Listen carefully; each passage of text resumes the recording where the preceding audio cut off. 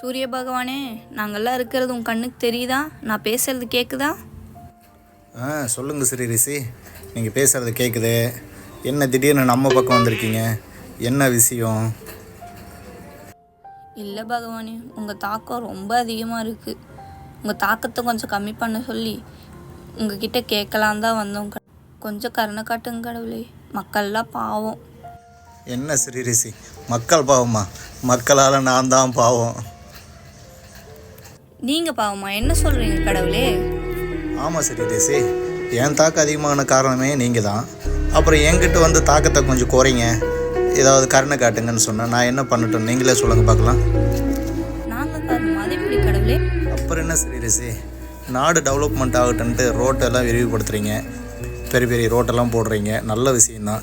பக்கத்தில் இருக்கிற மரத்தெல்லாம் வெட்டுறீங்க, அதை மட்டும் யோசிச்சு பாருங்கள். ரோடு போட்டு முடிச்சதுக்கப்புறம் பக்கத்துலேயே மறுபடியும் அந்த மரங்களை வச்சிங்கன்னா அடுத்த ஒரு வருஷத்தில் அதுவே கொஞ்சம் பெரிய மரமாயிருமே. ஆமாம் கடவுளே, வைக்க சொல்லிடுறோம். நாங்கள் பாருங்கள், உங்கள் தாக்கம் தாங்க முடியாமல் சிக்னலாக பந்தல் போட்டிருக்கோம். நீங்கள் பந்தல் போட்டிருக்கீங்க, நல்ல விஷயந்தான் ஸ்ரீ ரிஷி. அதே இந்த வருஷத்துக்கு ஓகே, அடுத்த வருஷம் என் தாக்கம் அதிகமாக தானே ஆகும், இன்னும் இதுக்கு டபுள் மடங்கு ஆகும்.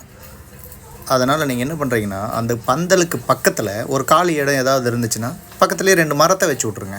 இந்த வருஷம் இந்த பந்தல் இருக்கும், அடுத்த வருஷம் அந்த மரம் வளர்ந்து பெருசாக இருக்கும். அப்போது உங்களுக்கும் நிழல் கிடைக்கும், எனக்கும் தாக்கம் குறையும். அப்போது பழைய காலத்துலலாம் உங்கள் தாத்தா பாட்டிக்கிட்ட கேட்டு பாருங்கள், எந்த ரோடு ஓரத்துலேயும் எத்தனை கிலோமீட்டர் போனாலும் புளிய மரம் இருக்கும். இப்போது எவ்வளோ தூரம் பைபாஸ் இருந்தாலும் ஒரு மரமும் இல்லை. முடிஞ்ச வரைக்கும் ரோட்டோரத்துலேயும் உங்களுக்கு தெரிஞ்ச இடத்துலையும் மரத்தை வைங்க, என் தாக்கத்தை குறைங்க.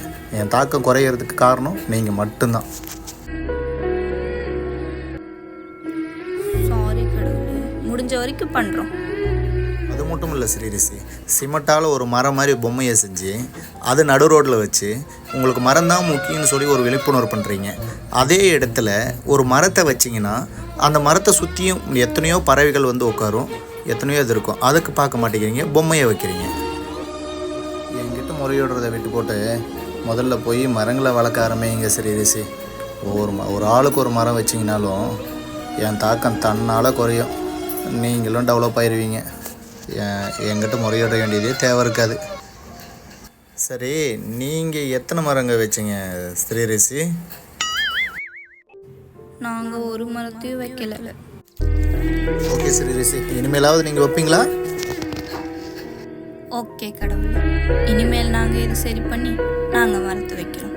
நாங்கள் வைப்போம், மற்றவங்க வைப்பாங்களான்னு தெரியல, ட்ரை பண்ணுறோம்.